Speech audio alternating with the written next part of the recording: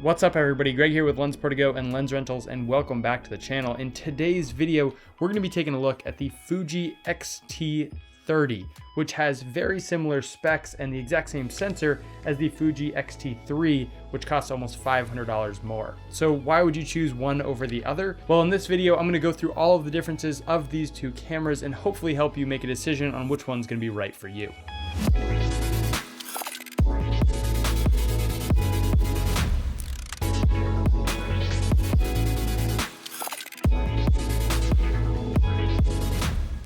Starting off with the biggest difference, the build and form factor of the X-T30. It's quite a bit smaller and lighter, even though they're both made from the same materials. The X-T3 comes in at 1.2 pounds, which isn't too bad. That's a pretty light, small camera. But the X-T30 comes in even less than that at 0.84 pounds, which is just incredibly light. It's so small when you're holding it, and it's really nothing to add when you go out shooting. The other thing that's changed with this camera besides the form factor is the dials along the top side. You'll notice there's no more ISO dial. It's been switched over for a camera mode dial.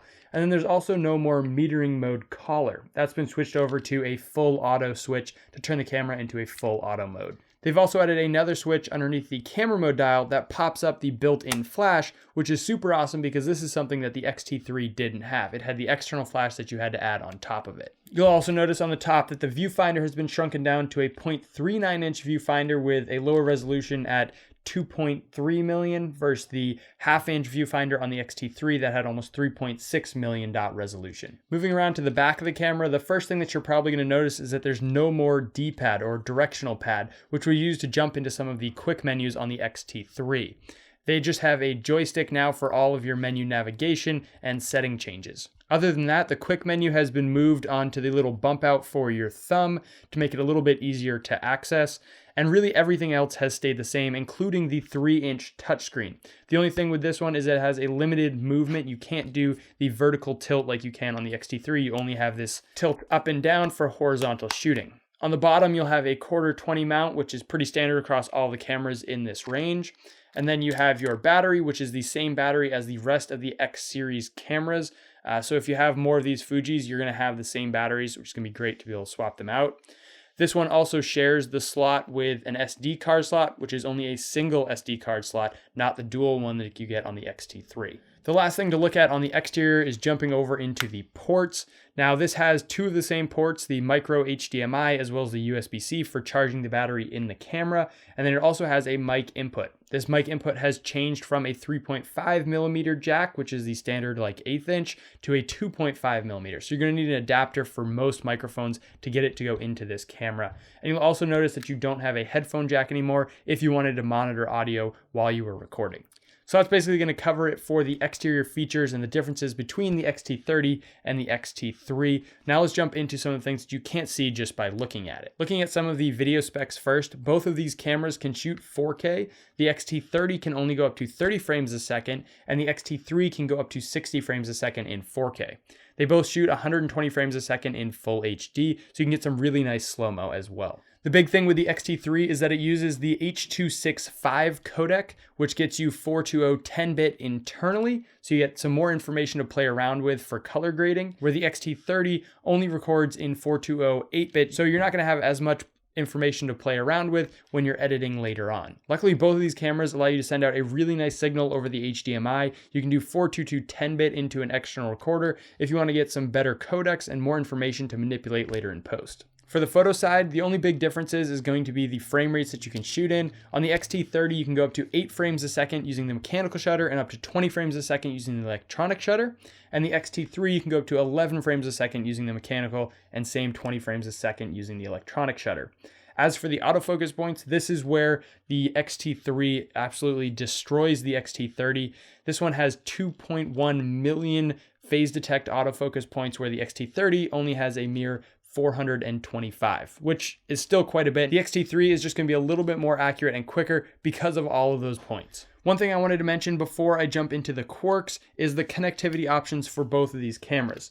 Now, just like the X-T3, this has wireless built in, but it also has Bluetooth, which the X-T3 does not, which should allow for faster and sort of simpler setup to be able to remote control the camera through Fuji's app, as well as transfer photos for easy sharing and editing on your mobile device. Moving on to the Quirks. Now, if you've watched my video on the Fuji X-T3, you'll know I really like this camera, and there's not a lot about it that is kind of inconvenient or hard to use. It's a really well-built camera.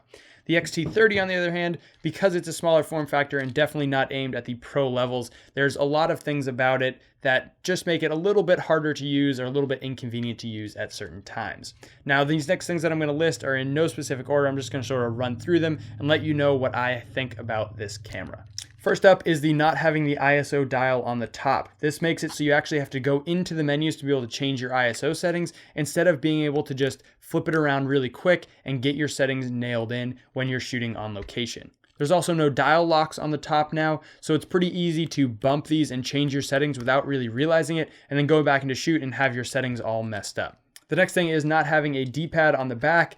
That had some really nice features of being able to jump into quick menus and adjust settings quickly. Now you have to do everything through that quick menu in the system and using the joystick to sort of navigate around, which just slows it down a little bit. One of the big things is that the X-T30 is not weather sealed like the X-T3. So you just want to be really careful where you're bringing this camera and what sort of environments you're bringing it to shoot in. Now, this one's not a huge deal, but the limited flip screen option for going vertical, you can't tilt it if you're trying to do some portrait shooting with it. I really wish they would just turn it into a full flip out screen so it could flip around and rotate 180 degrees so you can look at yourself if you wanted to use this for a sort of vlogging camera. But yeah, just limited amount of flexibility with how you can move the touchscreen LCD on the back. Next up is the small 2.5mm mic jack. I wish they would have just stuck with the 3.5mm. I know they're trying to make this camera small, but I feel like adding in the 3.5, which is the standard and not needing an adapter, would be a really nice thing to have. But there is that thing in there, so just make sure you have an adapter for whatever mic you plan on using.